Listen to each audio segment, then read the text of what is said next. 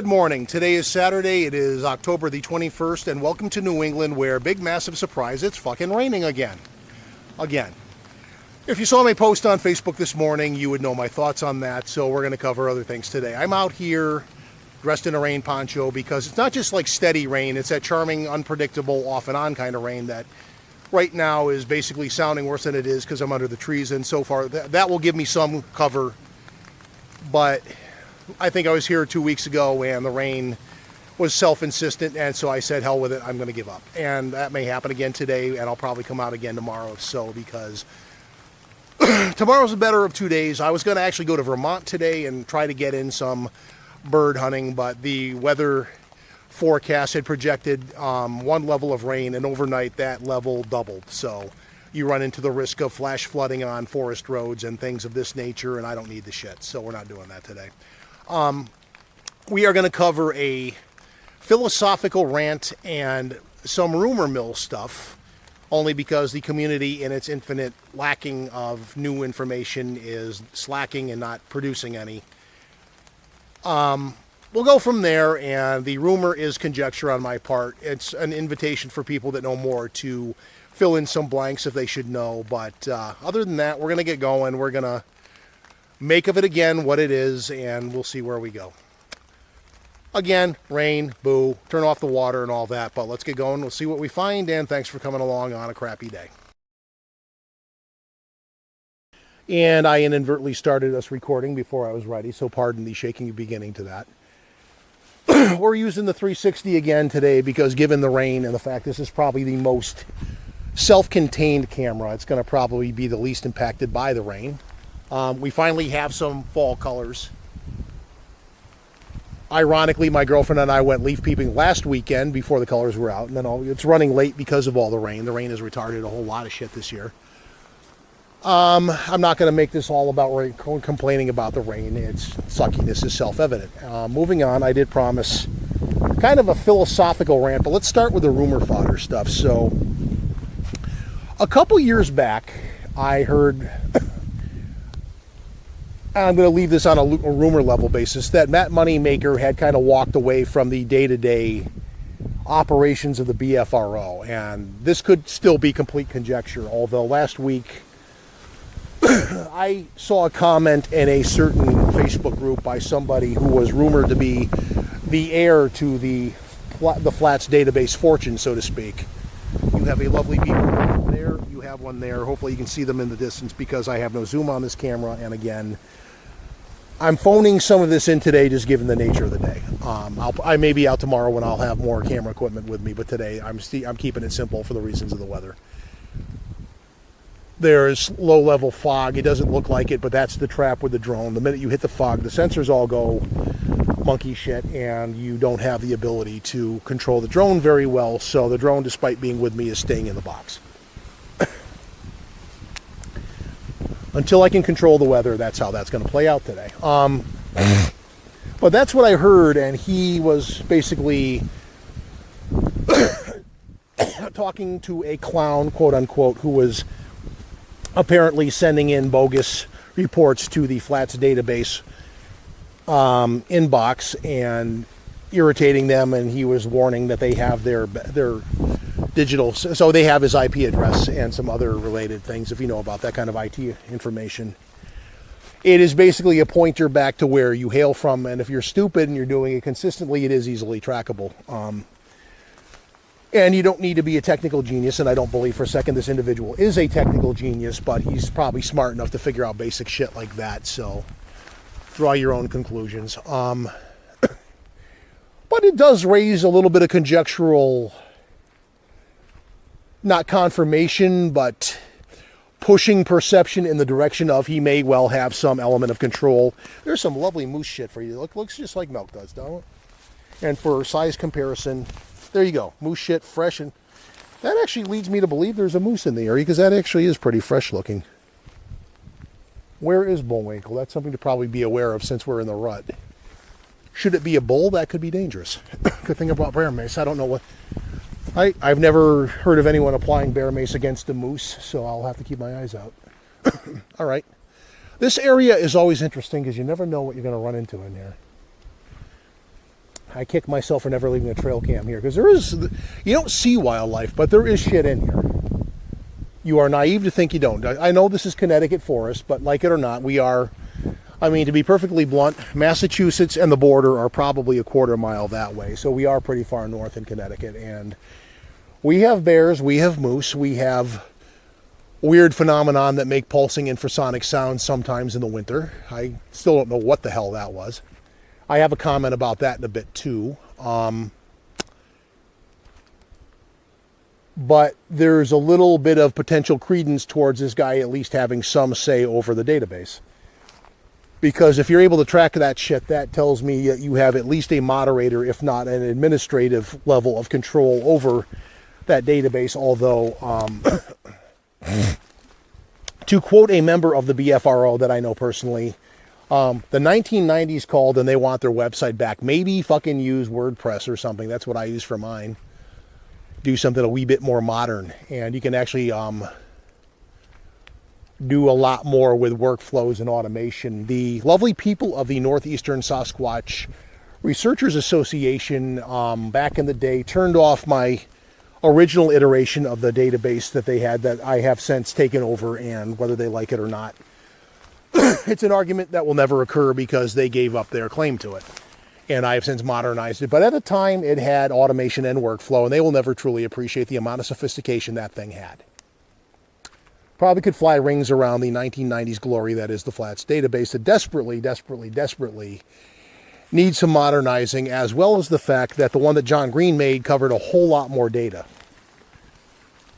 For the allegedly only scientific organization looking into the Bigfoot phenomenon, John Green ran circles around you with his database.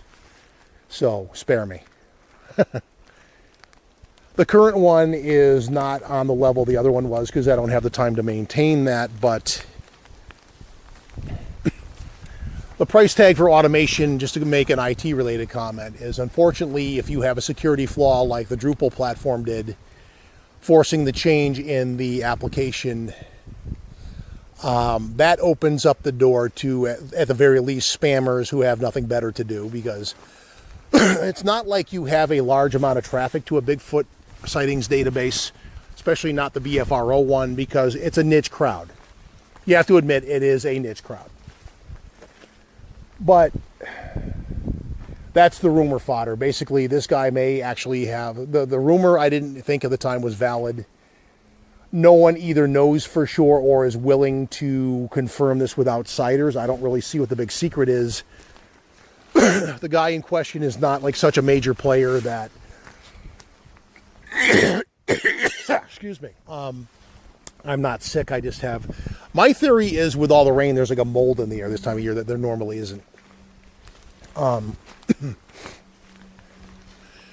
That being said, he's an odd choice because, one, he's not particularly technical, and two, he doesn't exactly live in a Bigfoot-centric area, despite his dubious claims to the contrary.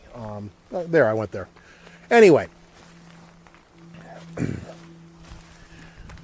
I'm not going to get into this because I don't want to get a feud going with this guy, but if you take a look at the way he makes certain claims, you could draw other conclusions to some of the nature of his stuff. But anyway, I digress. The other facet of our rambling rant through the soaking wet woods of Connecticut today and my allergies are kind of the Bigfoot community's answer to cancel culture. And once upon a time, and more than once, people have vowed to, quote unquote, run so-and-so out of the community. This has been applied to, not including myself, but also Matt Moneymaker, Todd Standing, Tom Biscardi, Rick Dyer, the obvious ones. And then there are other people too. There are people probably made the call for Steve Isdall and Dave Paulides and Scott Carpenter and, God forbid, freaking Matt Johnson, the lunatic that he is. And fuck you, Matt, you're a goddamn raving lunatic. Kiss my ass if you don't like it. I would be highly entertained to see you take somebody to court for defamation and then get there and start having them showcase some of your more interesting material. That trial would probably go 3 minutes. There I said. Bullwinkle has left yet another deposit, and he probably is. We're probably following him, actually. I'm actually wondering if that's a good idea. But with me speaking out loud, the thing about moose, aside from the fact they're blinder than shit, is they have big freaking noses and big fucking ears, and they probably already know I'm here. And the thing to do to completely divert from my subject matter for a moment, if you do see a moose come charging through here at you, the thing you want to do is get things like this between you and them, because number one, they're blinder than shit and they're not an aggressive predator. They're basically thinking they're threatened and they're charging to drive you off. And if you can put something between you and them, they will probably abandon the chase, as opposed to having a 1,200-pound animal stomp you into paste. I don't want to be paste, oddly enough, and you probably don't either. So there is that to consider. But the thing about, quote unquote, driving somebody out of the community, how does that work for you? Todd Standing, still there. Matt Moneymaker has gone off to TV land, but for all intent and purposes, still very much part of the Bigfoot community, and don't seem to be going anywhere anytime soon. I haven't heard as much about Tom Biscardi lately, but that doesn't mean he's not there. I just haven't been following his lovely line of used car salesman-esque antics. Doesn't mean he's not there. Just means I haven't been paying attention because I know him for what he is. And Rick Dyer seems to have gone off to other pursuits as well, but of the three of them, I'm actually going to give Rick Dyer a pass because he never once, in any of the time I saw him posting on Facebook, ever denied what he was. He does not pretend to believe in Bigfoot. He does not pretend that what he's doing is not hoaxing. He actually at one time was a used car salesman. He is true to form. I'm not glorifying or justifying his antics, but he's not putting up a front like Biscardi or Todd Standing. Todd Standing is a freaking arrogant bullshitter who will tell you to your face that he's for real, and you know damn well he's making it up. Which is different than Matt Johnson, who has basically morphed over time into a dangerous individual who is leading a cult that takes advantage of cancer patients. Or so the accusation was made a while back by by Rick Riolo when he was still doing Off the Richter. And the evidence he presented was actually pretty damning.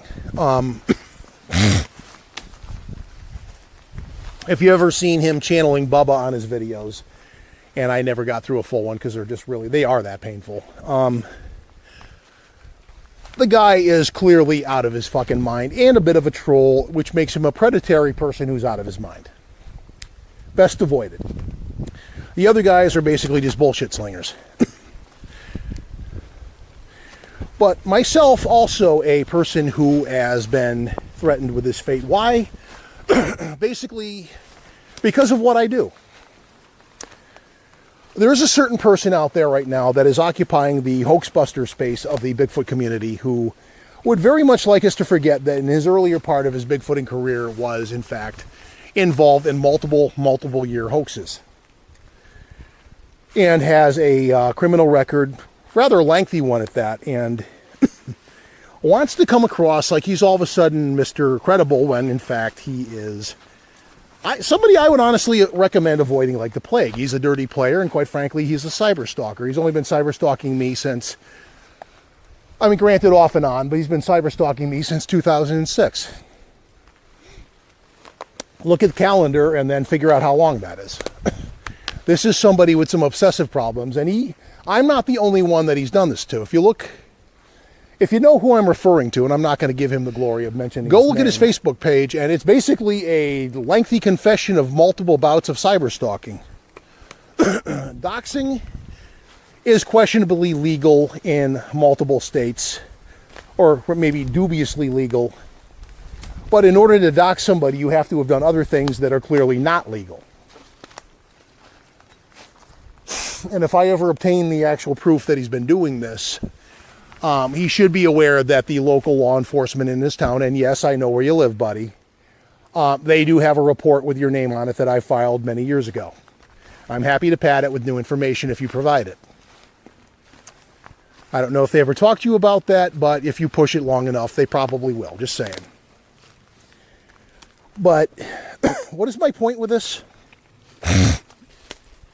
Basically, running people out of the community doesn't work.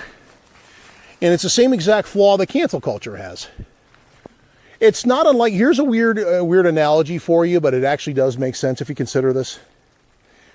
It is as damaging to you as witchcraft or voodoo in the sense, it's only damaging to you if you believe in it.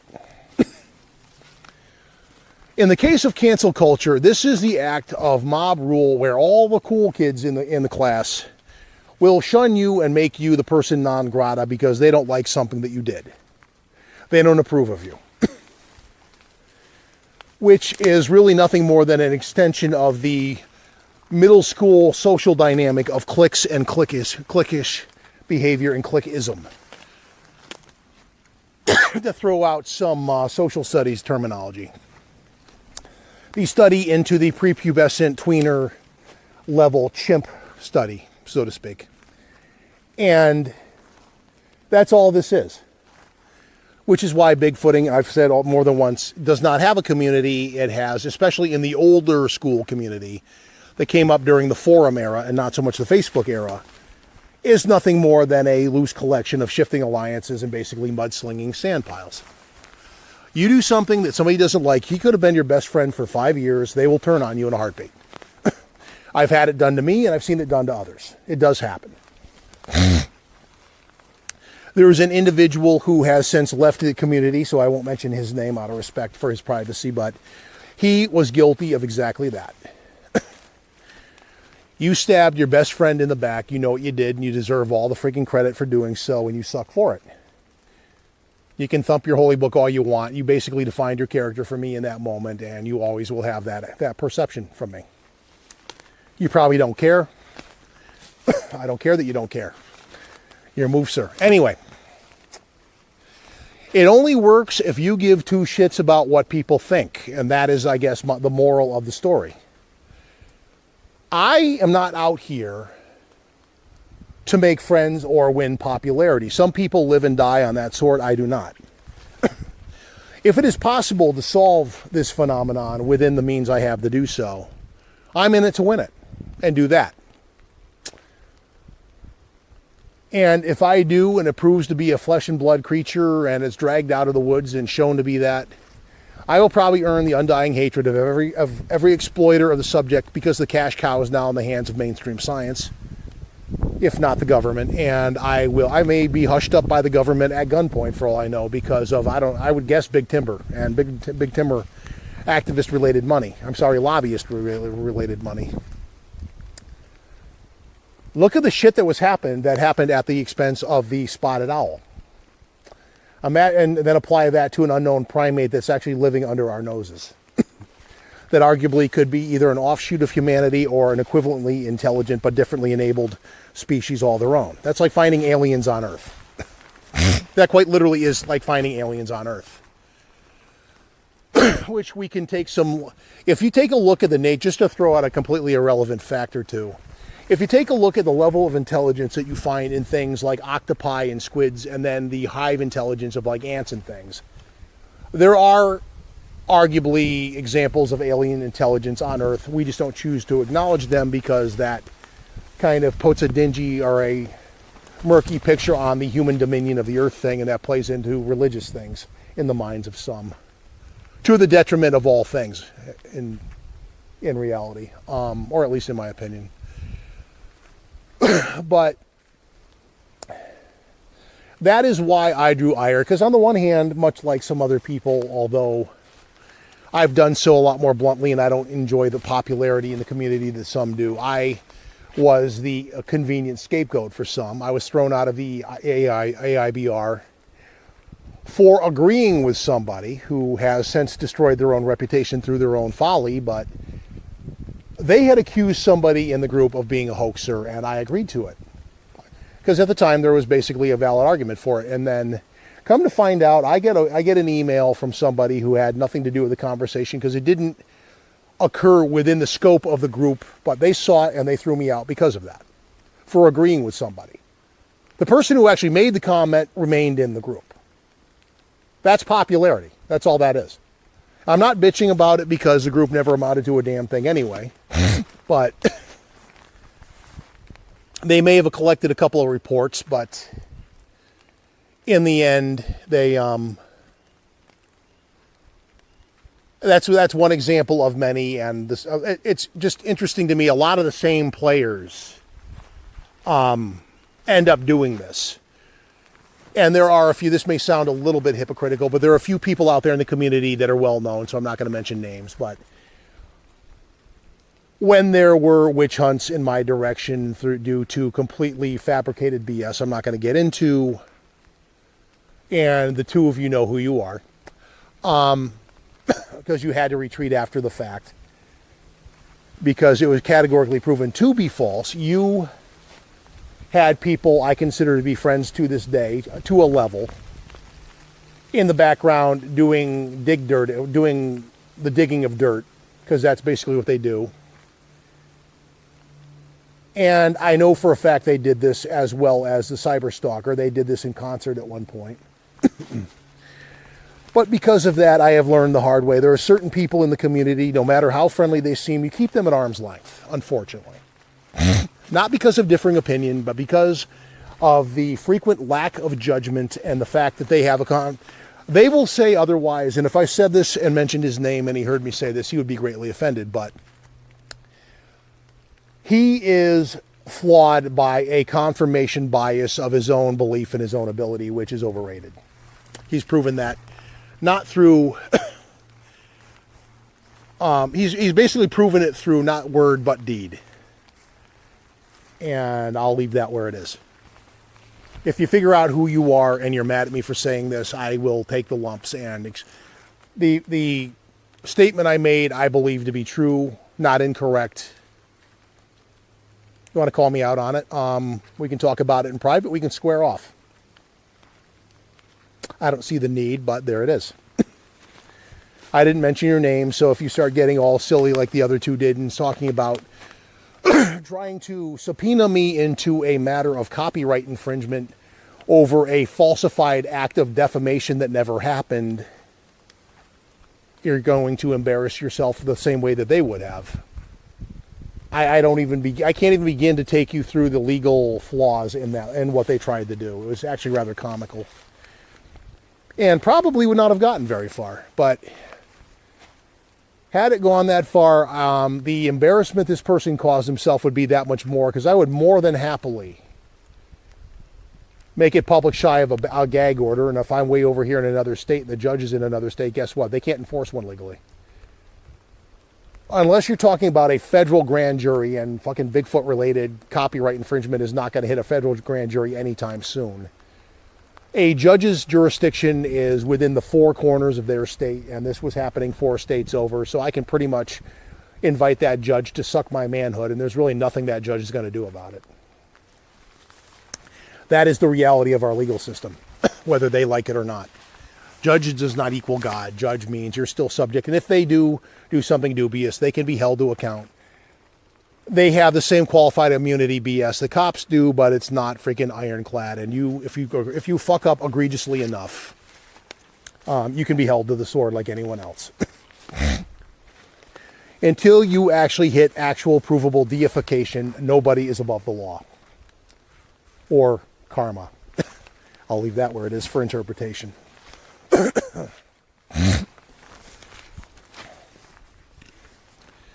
And I'll throw out another little bit about the guy who has pretended to be my friend on more than one occasion. You have falsely accused me of a certain thing that you still remain wrong about to this day. And fairly recently, which means you held on to it for 5 years when nobody else cared, which makes one wonder why you were obsessing on it in the first place, but whatever. That is the past, and that's where that shall stay. You want to talk about it sometime, we can, but I don't really see why it's going to go anywhere productive. So there it is. So the philosophical rant in summary is driving people out of the Bigfoot community doesn't work. Because number one, when you start talking about things, and what was his name? guy out west who has a dubious claim of a sighting, but because he's ex-military, a lot of people give him credibility that he probably doesn't deserve. At one point decided he didn't like something that somebody had done, and he was going to do what they call a name and shame, which is in effect a doxing. And a doxing, I have a little bit more meat on the bone here to chew before we're done. A doxing is, again, legally dubious. Not illegal per se, but if the other person can prove how you got the information was done with illegal means, now you're in a world of legal liability you might not want to be in. I'll offer the example of the woman in California about 2 years ago who faked her own kidnapping. When she was done, she faced legal, criminal, and civil liability for her chicanery. And the actual hoax that she committed was not the crime. It was the fact that when she was brought back out into the public eye and she was talking to the FBI, she stuck to her story, in effect lying to a federal agent. That's a felony. That's what she fucked up on there. I saw the interview with the actual agent that ran that investigation. He came right out and said if she'd just come clean, she would have been legally in the clear. The civil liability was a couple $100,000 for the time and energy wasted on the search and rescue when she was hanging out banging her ex-boyfriend and cheating on her husband. But that's another matter, and that's something she can reflect upon. I think the net penalty for lying to a Fed is somewhere between 5 to 10 years. It's not something to play around with. She got a stiff penalty for something that would have easily been avoidable if she just came clean, because it was pretty obvious at that point what she'd done anyway. But that's one example of where doxing and this kind of thing. So the name and shame is done at your own risk, because if you cross the law and the person being named and shamed doesn't feel like playing ball, they can come after you on a legal basis. That's kind of a blanket veiled threat to anyone with a self-righteous sense of themselves in the future, but it also is a matter of legal observation. If you don't want to take my word for it, you go to your own state and Google the laws around it. You might be surprised what your liability is if you fuck up and get caught doing it. But again, like blackmail, it's a hard crime to prove, but if you get caught, there are some pretty stiff penalties for it, and you can face those. It's a lot easier to run afoul of the law doing stupid stuff than you might think. And naming and shaming is no different than anything else. The rattling you just heard was me fiddling with my poncho, because it's basically a tent with a hood.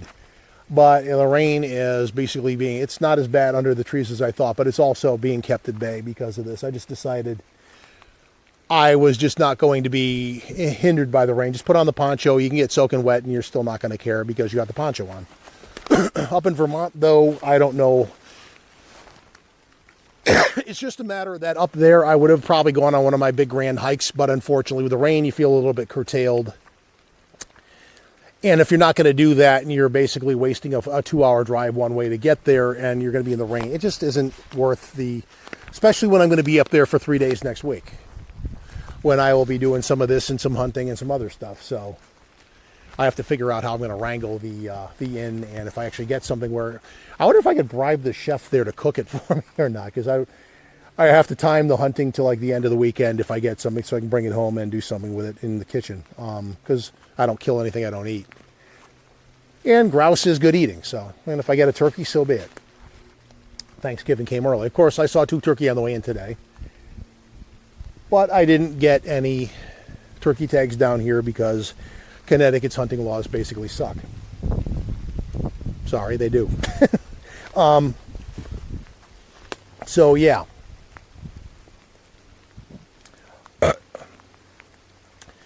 And for those that don't think I know what I'm talking about in regard to the doxing and all that,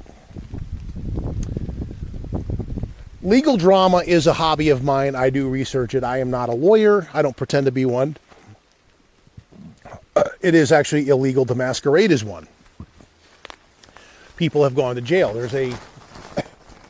God damn it. There's a channel about law on YouTube called Leto's Law, and he recently had a video about a fake lawyer going to jail, despite the fact he actually managed to win 24 cases. Which raises some interesting questions about the bar exam, if you think about it. If you can just go into a courtroom and be a better arguer, which is basically what a lawyer is, that's kind of funny to me. But I have a couple of stories from my own background and my own past to make another point about. And when people start doing the doxing and things like this, they start delving into the realm of false reporting with police, which again, at least in the lovely Nutmeg State, is worthy of a potentially $10,000 fine and a year in prison. As is the attempt to, based on a false report, willfully getting somebody committed for 72 hours in a psych ward. That's part of our story. Story time. And then we'll wrap up. So, one of the potential side effects of a false report is the bogus wellness check. And maybe I'm unique in this, but I've been subjected in my life to 3 of them. The first one brings us back to college when I had a roommate. I don't know if you in college ever had a roommate that you have 4 people living in an apartment. You all have the same rent, the same responsibilities, the same class schedule, but this one guy decides he's in charge. And he's not, but he decides he is. In the resulting tension, he attempts to enforce his word as law, and you basically tell him to go F himself. And he's not in charge, and he does not take. This was a person of great spoiled nature who apparently was the favored sibling at home. I can relate to that in some of my childhood as well, because I was not, but also he's one of those people that you describe as, Mommy never told him no. It was obvious. And he did not react to being told no well. And the story is, at one point he decided that it would be the way to get me out of the apartment and force me to move out was to basically get me put in a psych ward for 3 days. And to this day, I don't know exactly who he talked to or what he said, but it was colorful because one day I came home from class and there were 2 state troopers who were the campus police waiting for me and telling me that I had a date with the dean of psychology. And if I didn't get there within the hour, they were going to come back and help me get there. And then got annoyed with me because I said there's no reason to threaten me, I'll go. And they, of course, insinuate they're not threatening you, but cops in their very nature, when they're trying to make you do something that you don't necessarily want to do, will issue threats as a matter of course, and that's what they are. And that's lifting the veil of bootlicking badge worship. I am not a cop hater, but I'm also not a cop lover. I call it as it is. And that's what they're doing at the time. If they're threatening you, they're threatening you. And fuck them for it. And again, that probably at some point in my life will get me in trouble because that's pretty much how I'm going to react to it at the time. But I went and here's the interesting hypocrisy about this story is that the school, because of liability reasons, they went out of their way not to call this a psych eval, but that's exactly what it was. And it lasted a whole 7 minutes. You heard me right, 7 minutes. 4 minutes of which was the dean loving the sound of his own voice and talking to me about the legalese that was involved in this matter and all my rights and all this, and then finally gets around. So tell me what's going on. And I said, I'm here because so-and-so called you, right? Yeah, tell me about that. So I told them what I just said to you, and the whole thing wrapped up right there. Didn't get that far, but the fact of the matter is, the lesson of the story is the next day, these same 2 troopers came back to the door, freaking me out because we'd already covered this, but they assured me they were here to talk to my roommate. They were there to talk to him about the glory of freaking false reporting and the criminal liabilities if it happens again.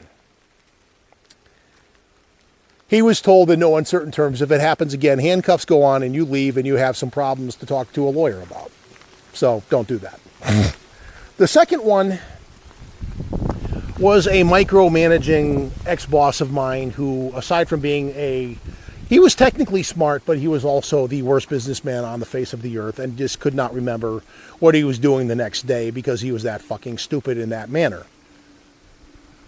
And there came a day I had food poisoning because the day before was the weekend and I was out having dinner and the chicken was bad or something and I was sick as a dog. Because if you've ever had food poisoning, you know that you get the dry heaves and your body is just desperate to get any semblance of that food out of your system, and it's going to keep trying after it's done that. As a result, that entire day you are miserable and then you're tired and your body feels like it's been through the ringer because the whole act of dry heaving is like every muscle in your body is trying to force that shit out of your system. It ain't pleasant. But he had been, I got out of bed and I had called him. This sounds like whining. It's not intended that way. Please don't take it that way. And holding on to my guts, I had emailed him, I had texted him, I had voicemailed him, and done the same to the office assistant at the time. This was a smaller company, so they were the 2 people to contact. And in total, I suffered through leaving 7 messages, none of which were listened to because of what I just said. He just can't handle communication or proper business discourse. And in the course of this, by 9 o'clock, the harassment campaign happened. He's calling, he's emailing, and I'm just like sitting there trying not to, or wishing I was less than alive, not because of suicidal reasons, but because I felt that bad. And he just wouldn't let up. And he finally calls in a wellness check. Not because he didn't know what was going on, because by then I have no doubt that he saw the emails and he wanted to make sure that I wasn't just goofing off, because that's the asshole that he was. And John, you're welcome. I never pursued the whole cyber stalking thing you did over the course of 4 fucking years.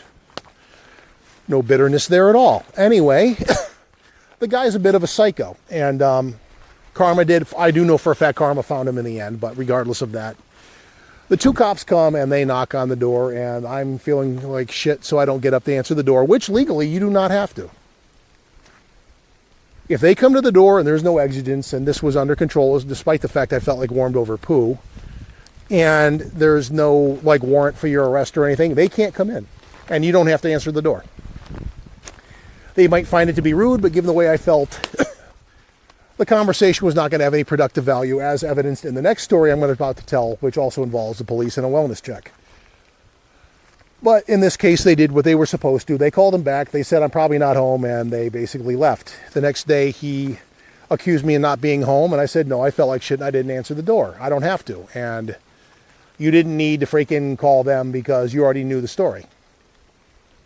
And if you didn't pick up your voicemail or check your email, that's on you. You only run a business related to IT. And if you can't handle modern communications, why are you in the field that you claim to be in?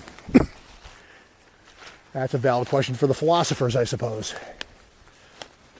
And lastly, we involve one with my girlfriend who, despite causing a large poop storm, I have to concede that her heart was in the right place. But the background to this one, just to show where am I going with this? I'm not whining. I'm basically illustrating 3 examples of where a bogus wellness check that results from a false report, intentional or not, can lead to. The first one led to a ineffectual and very brief psych eval that, under different circumstances, probably could have gotten a lot more sideways as a moth tries to fly in my mouth.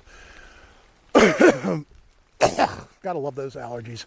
The second one went nowhere because I didn't answer the door. The third one's more interesting, though, because, long story short, the job I had at the time I was doing IT, I was a team of 1 of 2 people supporting multiple hundreds of people. No day was ever boring. No day was ever slow. My cohort had more time in the company and therefore more vacation time, and once a year she would go. I walked right into the middle of a debris field. She would go on vacation for 2 weeks during the summer, leaving me to do the work of 2 people supporting multiple people. And that was usually the first week when all the major bits of technology would break and cause you massive amounts of stress. And by the end of the 2 weeks, needless to say, you are somewhat sleep deprived and stressed. And as a result, that Saturday, after having been on call and having a busy bout with that on top of all that, if you can follow all of that, I overslept and I missed dinner plans, and she got worried. I think she overreacted because she knew what was going on, but again, heart in the right place, so I can only bitch so much. And she called in a wellness check, and that brought 2 cops to my door. So for the legal background of where the grievances begin, they came into my house illegally, and to come into your house, you need one of 3 things if you have a badge. 1, you need a warrant. They didn't have one.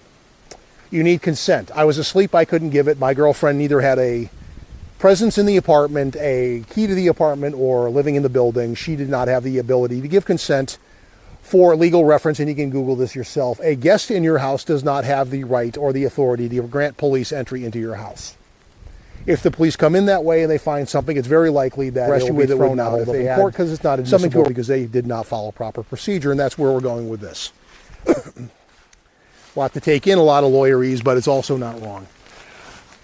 The third one is exigence, which is they can come in an emergency situation, and this is the foggy one. However, all 3 parties, both cops and my girlfriend, said they heard me snoring.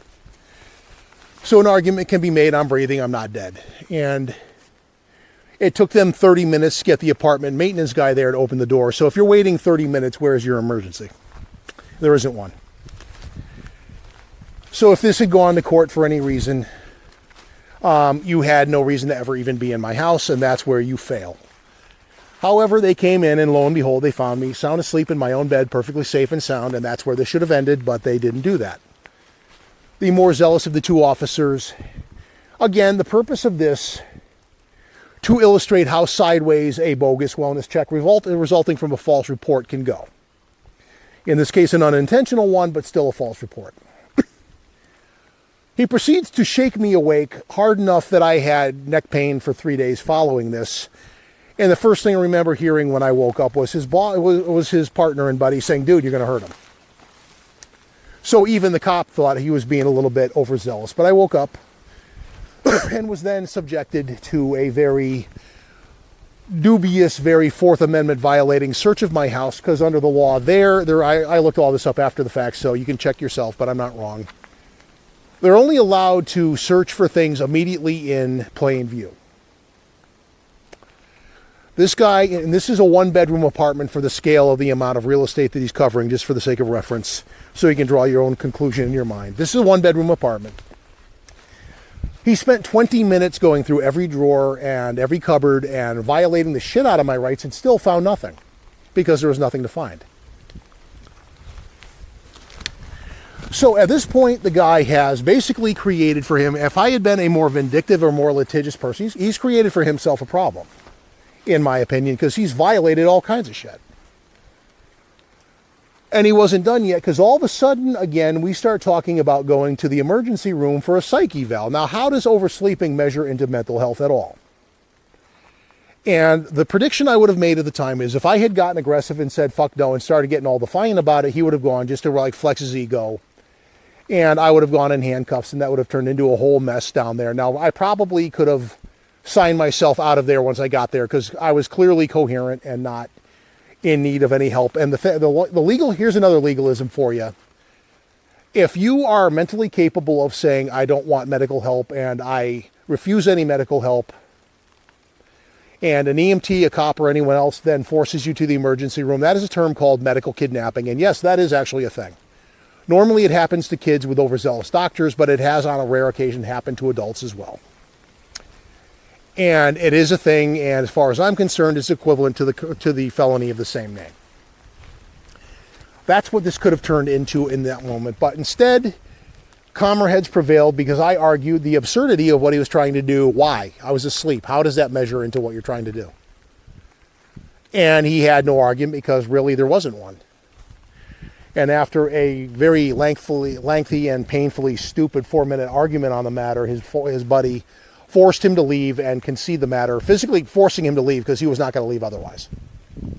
But the point behind this lovely story is that's how far sideways a bogus wellness check can come as a result of a false report.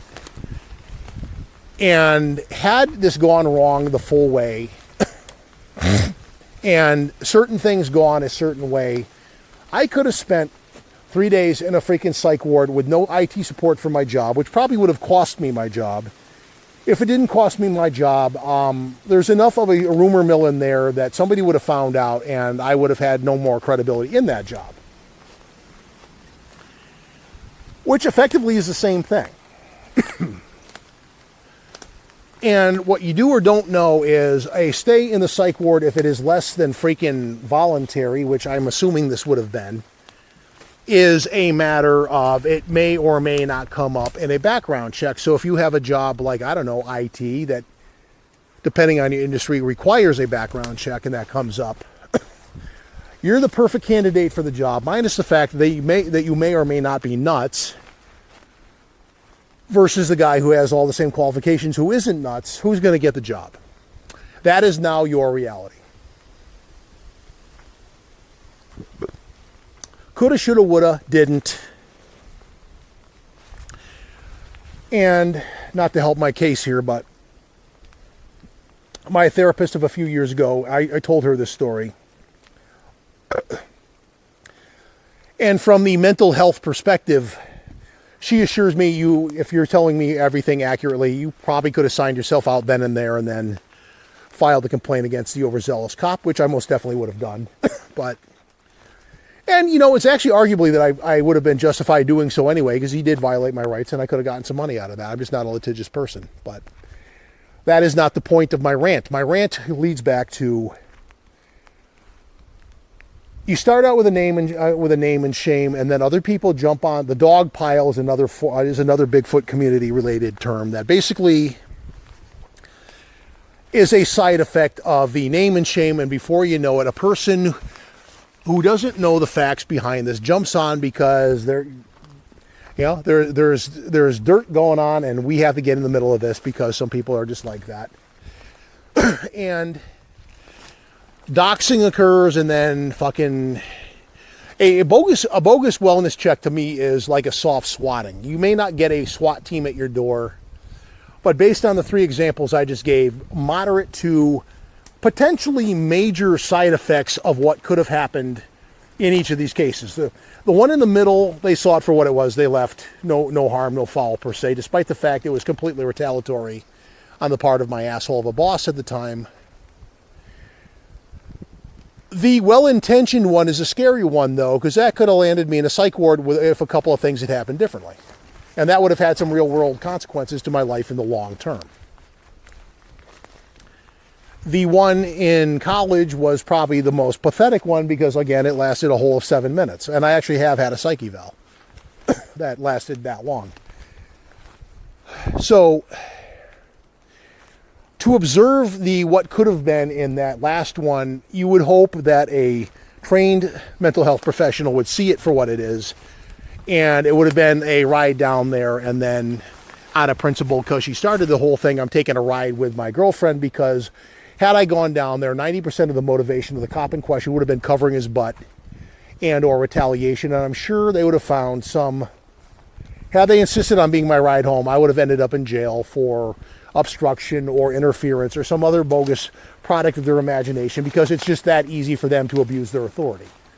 And they do it all the time. You see people get into disagreements with cops and they end up going to jail and then having to sue the cop because they get thrown in for obstruction. This is not a case of my own, but there's a person who, and granted she did not help herself, because I'll throw out some, ironically this happened to a lawyer and she should have, in my mind, known better, but she got pulled over and she actually had been speeding, so she was guilty of that. I don't know how much over the limit, I forget that, but she got taken in for obstruction because she was not going to answer questions, which is every bit your legal right to do. However, there is a procedure. You need to say the words, "I'm invoking my Fifth Amendment rights."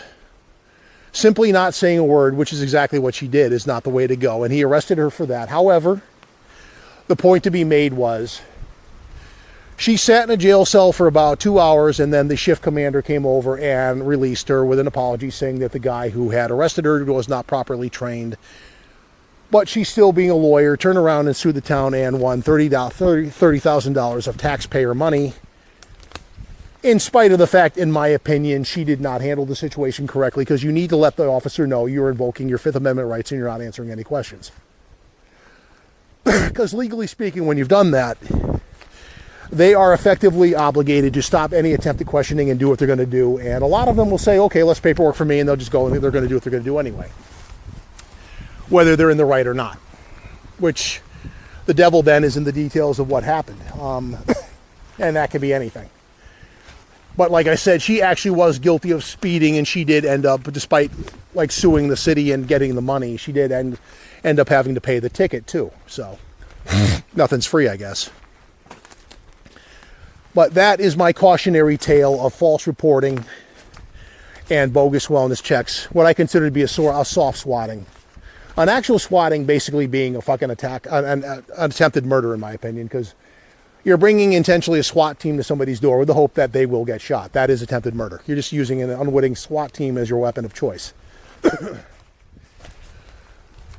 And more than one person have died in situations like that. And although the cops, I would hope, would be trained in this day and age to at least allow for a swatting scenario, how do they know until they're there?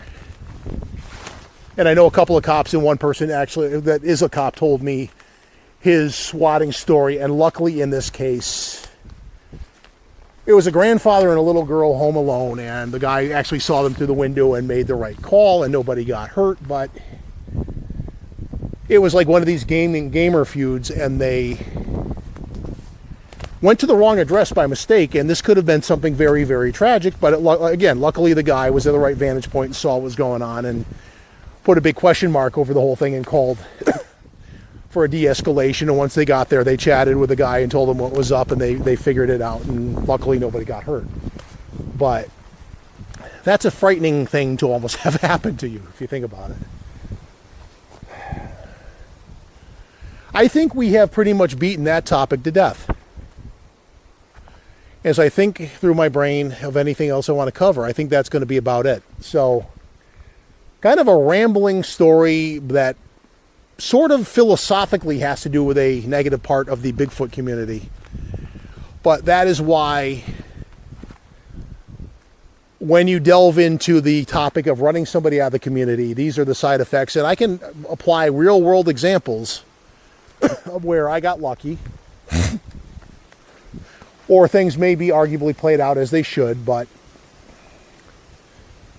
you shift a couple of the facts to the left of that and you end up with a very crappy situation. And from an additional observation regarding the psych ward angle, having worked in an area where there was a psych ward and having been in the psych ward as part of my job, it's not one flew over the cuckoo's nest. What's going to kill you is the boredom. You have grown men sitting around watching Disney TV because, of course, you're not allowed to watch anything that's going to trigger you, and it will drive you nuts. You are not going to be saner coming out of a psych ward from what I saw. So it would have been probably very, very... If I had had to do the whole 3 days, that would have been fucking painful. A lot of the times they will release you sooner, largely, ironically, due to a lack of beds. And if they don't think you desperately need one and there's somebody with greater need, you're going home. But what's going on between your 2 years? I'll leave you with a question. What goes on between your 2 years being in a situation where you've been deemed by society to be mentally the equivalent of a 5-year-old, and you try to plead your case and no one's willing to hear you out because of that, and you can't leave. You're locked in. You're not in jail. You've done nothing wrong. But you're not free to leave. And you probably have, pound for pound, less rights than a prisoner in an actual prison. And you don't need to be there. What goes on in your mind during that time? This is not a fun situation. Thank God I was not in it, but I'm just saying. Had that happened, I would have not been better for it coming out, and I definitely would have wanted retribution. That much I guarantee. I would have wanted retribution on a litigious, if not. And the bad news there is, because a lot of it was assumed to be done in good faith, you probably don't have a lot of recourse legally. You're kind of fucked and you get stuck with a bill too, which ain't going to be cheap. So, no fun and no win. You don't win anything from that. We kind of bounce all over the place on some level, but if you tie all the conversational points together, you kind of see what my point was, and I probably beat it to death.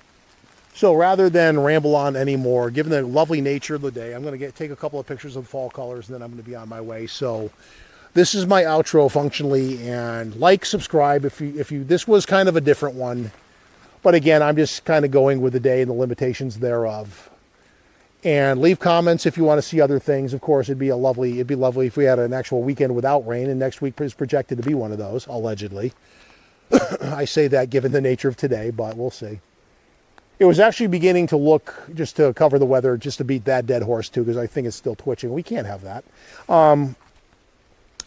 It was beginning to look like the rain levels were going down, and I was actually tempted to go to Vermont, but I woke up this morning, and then overnight the projected amounts doubled, making it just pointless to be out there and getting soaked for no reason and driving 2 hours to do that. It just doesn't make any bleeping sense. So we did this instead. Subscribe. I'm going to stop talking now because if I'm not rambling, I'm heading rapidly in that direction.